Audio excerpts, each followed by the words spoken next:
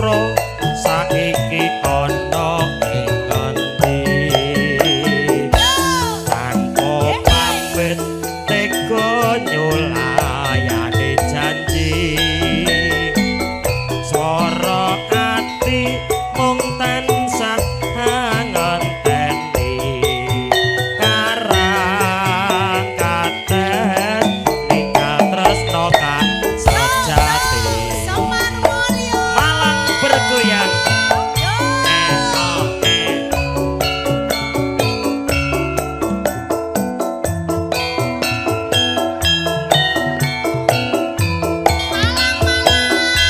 karang kates Bapak kemana hilang?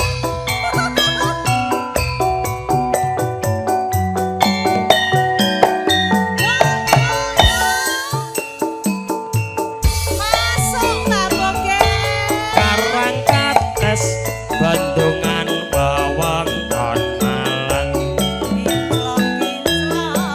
kinclong-kinclong kanyune buka kenangan saben lewat tumuju ing Brang Wetan loto metes atiku dadi tratapan Longgar jejer, sun alus-alus lek maning. Ora lawas minangka dadi kasuri. Catur netra laras nambani asmara. Sumilire angin gugah rasa. Boyo eling karang katis ning saiki aku ora ngrewes karang katis ninggal tresno aku kowe nate sumpah prasaja. ilang muspro saiki ana ing ngendi tanpa pamit tega nyulayani janji swara ati mung tansah ngenteni karang kates ninggal tresno kang sejati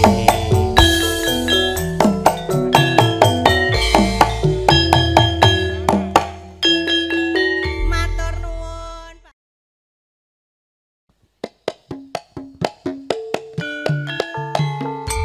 Semar Mulyo untuk Anda semuanya.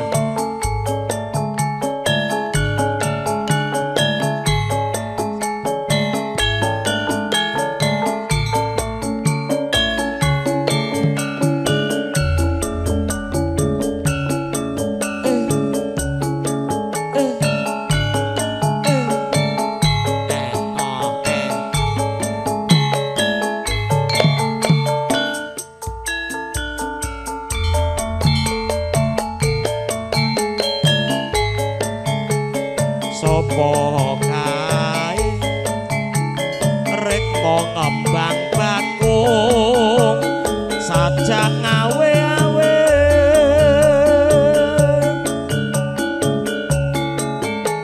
irat manis lamun mesem atiku kesengsem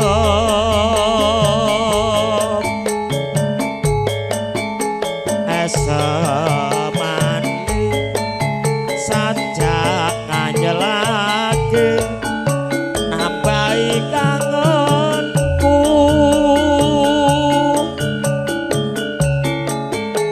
tanku jiwa sliramu ngerasuk ati busana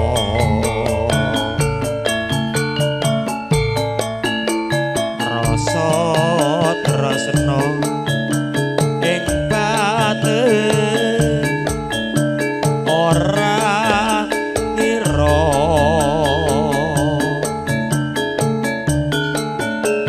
rina wengi sliramu tansah beta ati mongko setiaku atiku kepengin lelati sliramu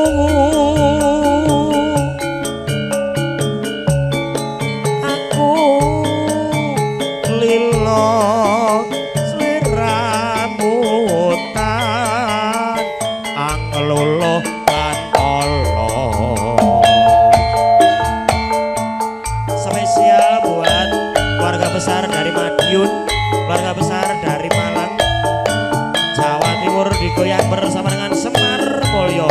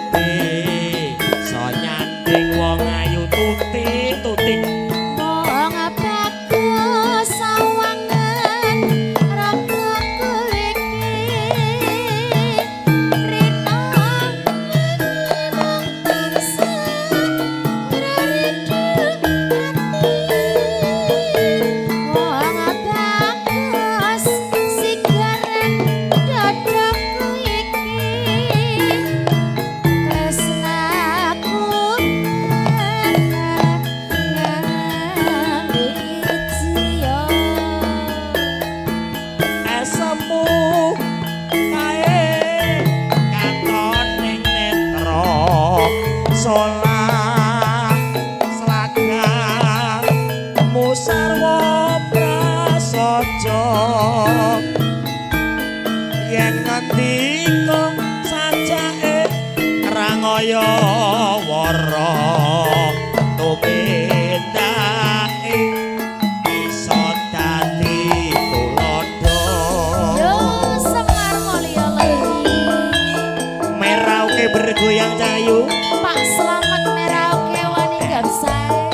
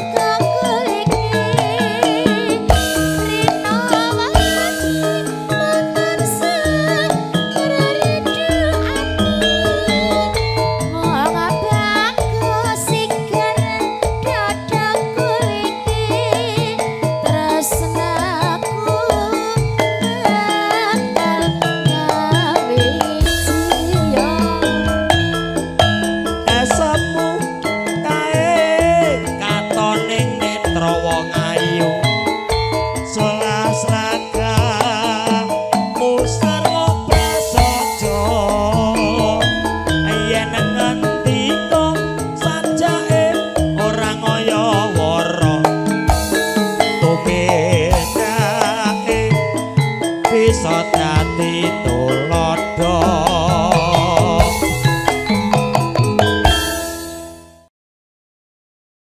Terlalu frontal ya bro. aku mau tamasya keliling-liling kota sambil melihat keramaian yang ada. Saya panggilkan becak, kereta tak berkuda. Becak, becak, tolong bawa saya. Lihat kebunku penuh dengan bunga.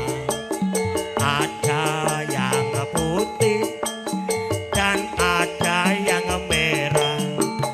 Setiap hari ku siram semua mawar melati kali janjine oye.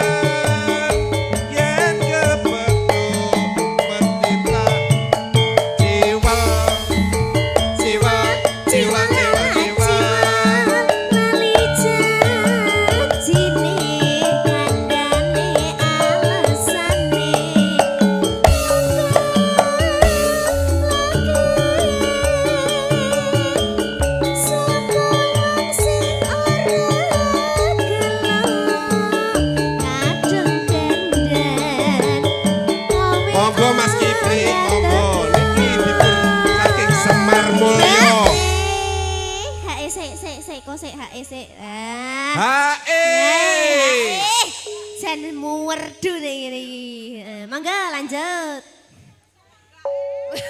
Janjane kowe neng Mas Jarwo niku saged mawon. gelagatmu saja rubayani hatiku sujono kowe kencan karo liya Yo Semar monggo Mulya. Pakde Joko Bergoyang. Titik Tibet monggo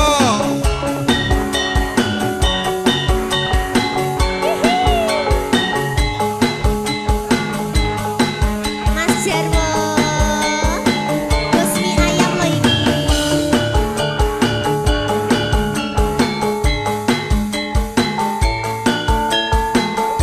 Mas Untung, kenapa sampun telas Artone? Habis. minggu sing kowe ngajak nek tawa bangun ganti lingsir srangenge ana kene aku tunggu kowe Bengawan sono. tak SMS rambalesi yen tak telepon malah kok pateni mangkel aku mangkel yen kepedhuk pipimu mesti tak ciwak Ciwak, ciwak ciwak, ciwak ciwak. ciwak ciwak ciwak Lali janjine kandhane alesane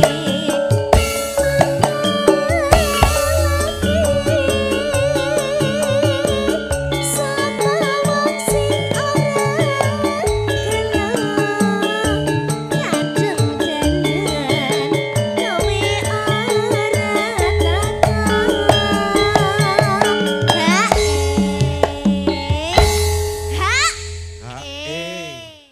janjane kowe neng ngendi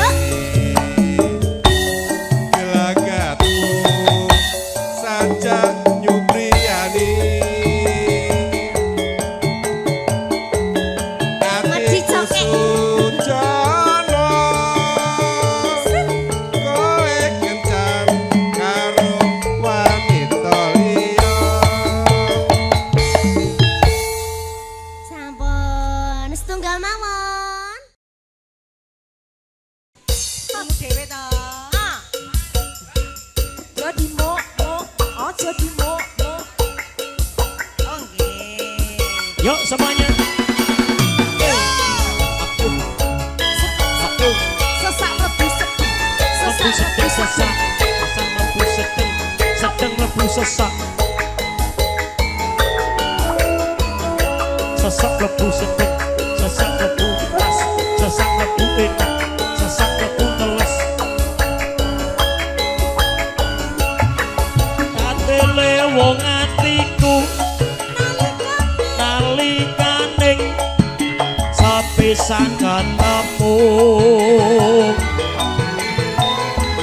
wong ayu kantelanku kodho ati rinten lawan dalu diteki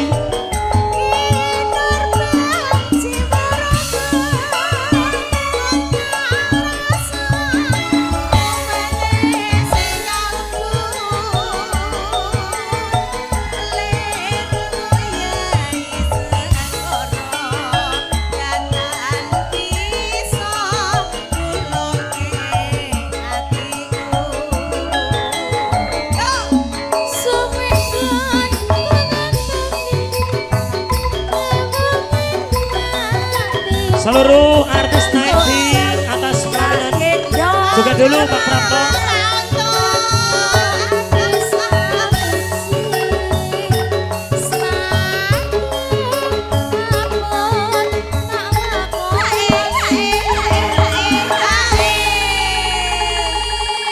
Ini pada mau kemana?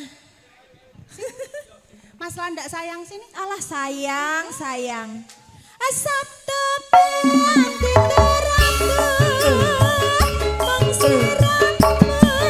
Ayo keluarga besar dari Santo Joget semua. Asik.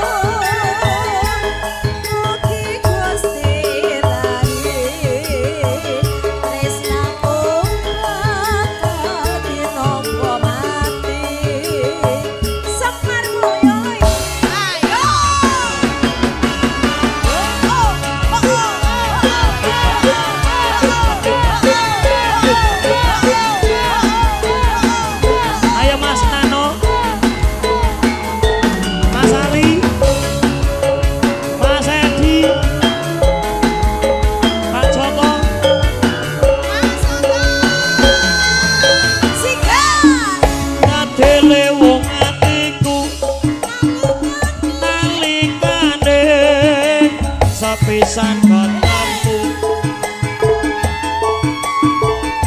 wong ayu kangelanku kodho ati rinten pawan dalu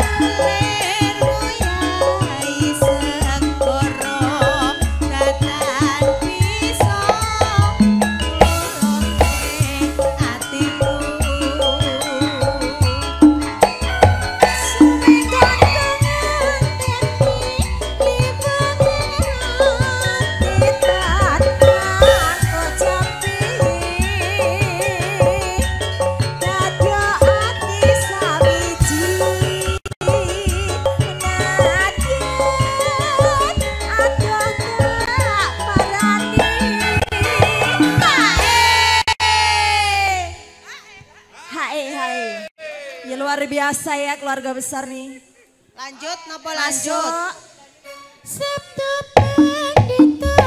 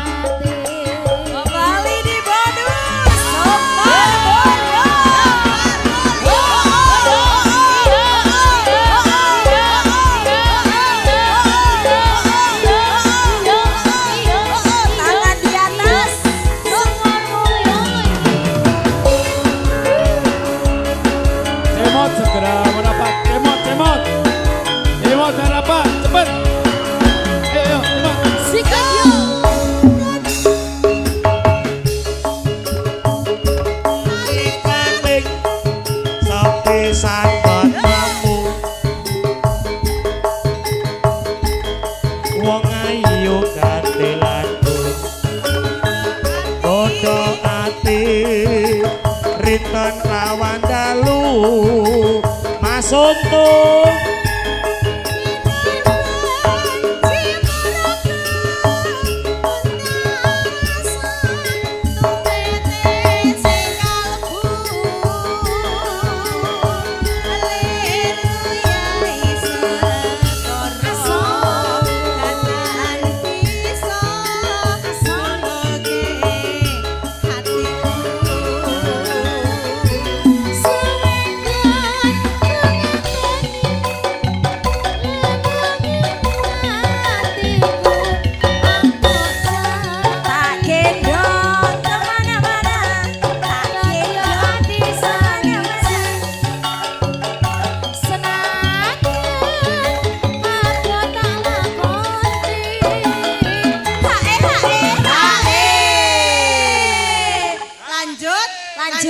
Pak Prapto ketok medione lali janjine Cok. Oke. Mas anu ben nyanyi. Mas Muji.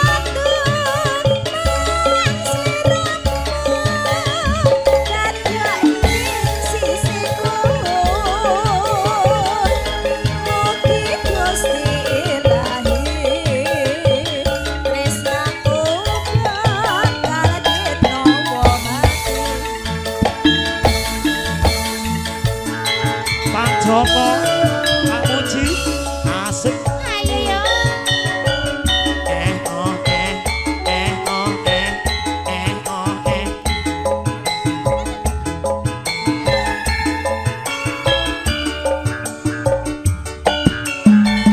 Yo yo yo.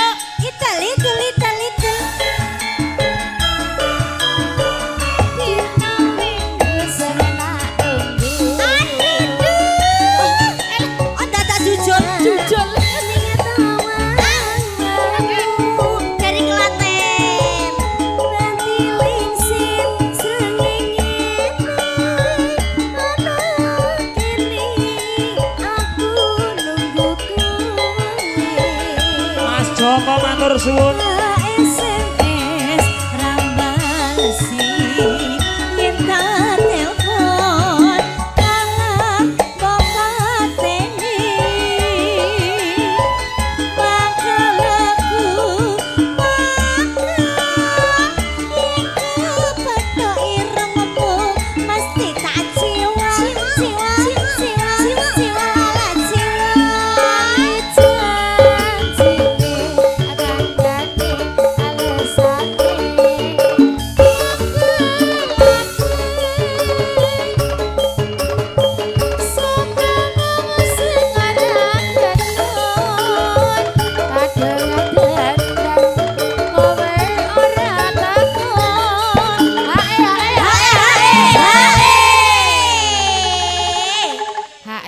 arisane iki.